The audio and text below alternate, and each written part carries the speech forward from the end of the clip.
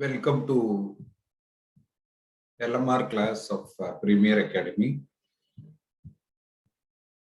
So in this session, we will discuss about cash flow statement, the macro picture of cash flow statement, which we shared in another session also.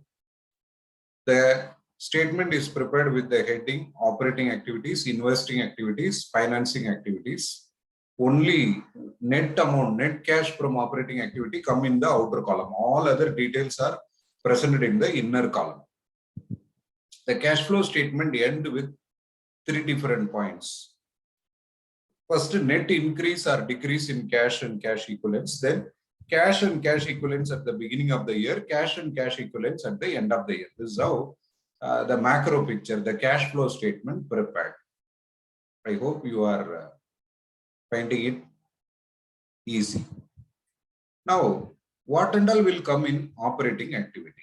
As per indirect method, your P&L account, bottom layer of balance sheet. P&L account consists of purchase, sales, expense, income, their operating activity. Bottom layer, current asset, current liabilities, related change. Top layer of asset side, investing activity. What will come in the top layer of asset side? PPE, that is fixed asset, intangible asset, capital work in progress, long-term investment. Long-term investment. Those are all non-current asset. The related changes are going to come as investing activity. And related income from investment. Suppose we give a loan to our subsidiary. Subsidiary company paid to us interest. That is income. Loan given asset, loan taken liability. This clarity we need. Come to liability side.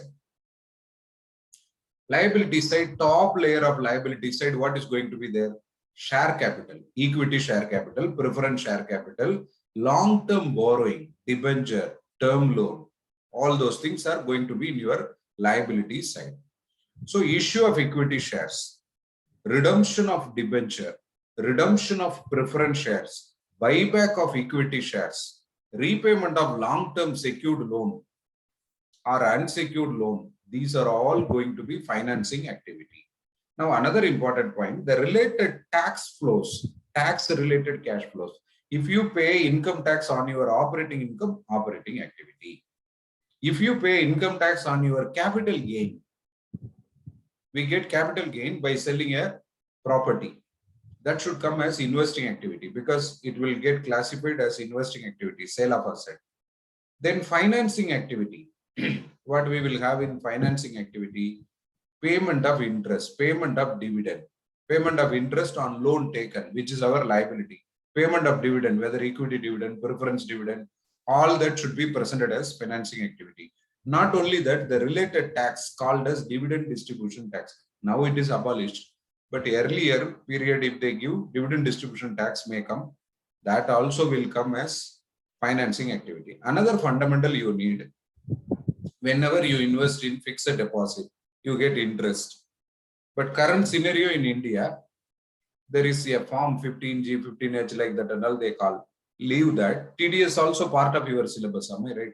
So, TDS unavoidable. Suppose you have invested some 20 lakhs. You are getting an interest of 1 lakh. Bank will not give you 1 lakh. Bank will give you only 90,000. What is the journal entry for this? Bank account debit 90,000. TDS receivable account debit 10,000. This is tax paid on our behalf, but due to income tax provision, bank is deducting the tax and paying it in our account through our PAN number, permanent account number, PAN number. It comes to our account. So journal entry, bank account, you will get only 90,000 in your bank account. TDS receivable 10,000 to interest 1 lakh. For the purpose of cash flow, how we should show interest 1 lakh, TDS on the interest 10,000 in bracket. In cash flow, you know, inflow plus outflow minus. Minus is shown in bracket. It is a well accepted manner of presentation. I hope all of you understand this. With this background, let's go to the specifics of this question on the cash flow classification. Classify the following activities as per accounting standard 3 cash flow statement. First point number 1, interest paid by financial enterprise. Easily you can identify. For a financial enterprise like bank or financial institution, for them interest, I mean, giving loan and accepting deposit, this is their primary business, principal revenue generating activity. So that will go as operating activity. Dividend paid, it is relating to top layer of liability side. I told you the clue. So it is financing activity. Tax deducted at source on interest received from subsidiary. It is a tax, but it is attributed to investing activity. So we should take it under investing activity. Deposit with the bank for a term of 2 years, fixed deposit, that is investment. So investing activity. Insurance claims received towards loss of machinery by fire. It is an extraordinary item. It is our machinery which got destroyed. That should be presented separately. Bad debts written off is a non-cash item. It is not a cash item. Non-cash. Journal entry you can visualize. Bad debt to debtor. Where is bank or cash? In the debit side or credit side, if you have bank or cash, that is cash flow. That's a clue. If you debit bank, inflow. If you credit bank, outflow. Which activity does the purchase of business falls under? Investing activity. If you purchase a product, that is your business operation. You purchase another business like amalgamation, that is investing activity. And whether netting of aggregate cash flows from disposal and acquisition business, is it possible? Acquisition of business is not at all possible. How can I net off? One is acquisition. It is like sale of fixed asset, purchase of fixed asset. How can I net off? Not possible. So let us see the answers one after the other. Now, for the sake of presentation, I'm presenting the answers also, so that step by step you understand. This is how we should present. Interest paid by financial enterprise. This is a cash flow from operating activity. For a financial enterprise, interest is their main income. Interest on loan, that is their main income. That is why we are taking it as operating activity. Similarly, interest payment is their main expense. What will the finance company do? They'll accept deposit, give loan. So for them, that is the main business. Interest paid by financial enterprise will go to operating activity. Dividend paid, financing activity. It relates to top layer of liability side. Remember the brief explanation I gave, that will avoid a lot of errors in the presentation of cash flow. TDS on interest received from subsidiary company, I told you investing activity. It is cash flow from investing activity. It will be shown in bracket because your total income 1 lakh minus 10,000. That's what you get in bank account, 90,000. And the next one, deposit with bank for a term of 2 years, that is one investment. So it will come under investing activity. This deposit will get grouped as non-current asset, long-term investment, like that. Fifth point, insurance claim received against loss of fixed asset, that is extraordinary item, to be shown as a separate heading. But under which head? Under investing activity.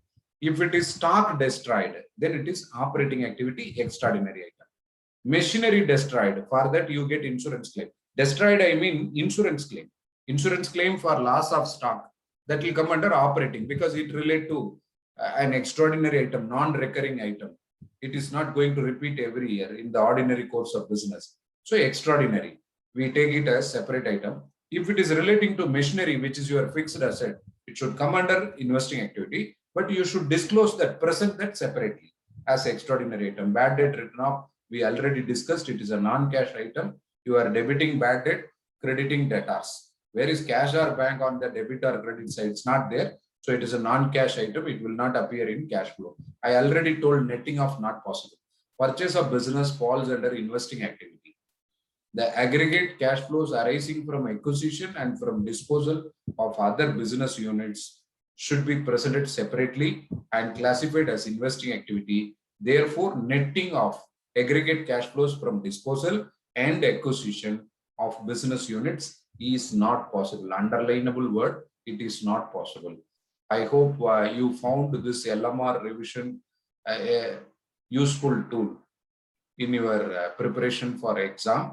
It is like a capsule model which we tried to support your last minute preparation without deviation from core concentration. Make use of this particular last minute revision concepts so that the notes which you prepared in all these 30 sessions also support your preparation. That is the idea. All the best for your exams. Thank you.